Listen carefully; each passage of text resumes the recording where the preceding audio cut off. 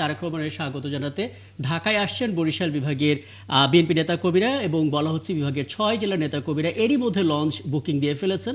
উৎসাহ উদ্দীপনা নিয়ে তার লঞ্চ ঘাটে ভিড়ও করছেন। সহকর্মী বিধান সরকার সে খোঁজ খবর রাখছেন, যুক্ত হচ্ছেন আমাদের সঙ্গে।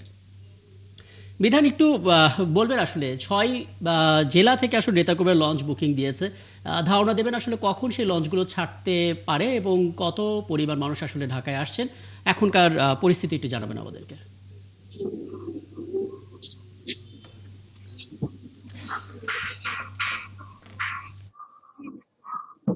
রাকিব যে সাংগঠনিক অভিভাবক ঠিক দীর্ঘ 17 বছর পর কিন্তু তিনি দেশে আসছেন। তার স্বদেশ প্রত্যাবর্তন দিবসকে একটা ঐতিহাসিক হিসেবে মনে করার জন্য কিন্তু বিএনপি নেতাকর্মীরা, বিএনপি কেবল বিএনপি নয়, অঙ্গ সংগঠন এবং তার যে সমর্থক যারা রয়েছে, এবং আপনারা যদি দেখে আমাদের ক্যামেরা পার্সনের মাধ্যমে দেখতে পাচ্ছেন যে ইতিমধ্যেই যে লিডার আসছে এমনি করে সাবেক এবং বর্তমান বিএনপির নেতৃবৃন্দ, তারা কিন্তু এখানে কিন্তু ব্যানার সেটে দিয়েছেন লঞ্চে।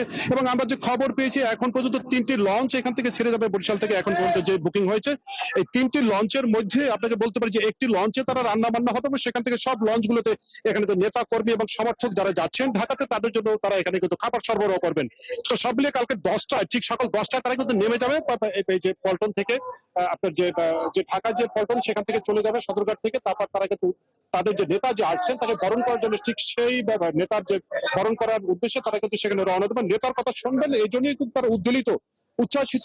এবং এখানে বরিশাল যে বিএনপির নেতাকর্মী যারা রয়েছে, এবং শুধু বরিশাল থেকে যে 3টি লঞ্চ আছে তা নয়, ভোলা থেকে যাচ্ছে, যে আপনি জানেন যে নদীপথ দক্ষিণাঞ্চল, এখানে কিন্তু প্রধান বাহন লঞ্চ, এবং সেখানে কিন্তু ভোলা, বরগুনা, পটুয়াখালী এবং এই যে আমি বলতে পারি বিভাগের 6টি জেলা থেকেই লঞ্চ যোগে যে এখান থেকে যে যাবে নেতাকর্মীরা, তার পাশাপাশি কিন্তু সড়ক পথে বোঝা যাচ্ছে বিধান একদম বড় একটা পরিকল্পনা, শুধুমাত্র বরিশাল থেকে 3টি লঞ্চ এবং অন্যান্য জেলা জেগে থেকেও তো লঞ্চ যাত্রার জন্য অপেক্ষা করছেন।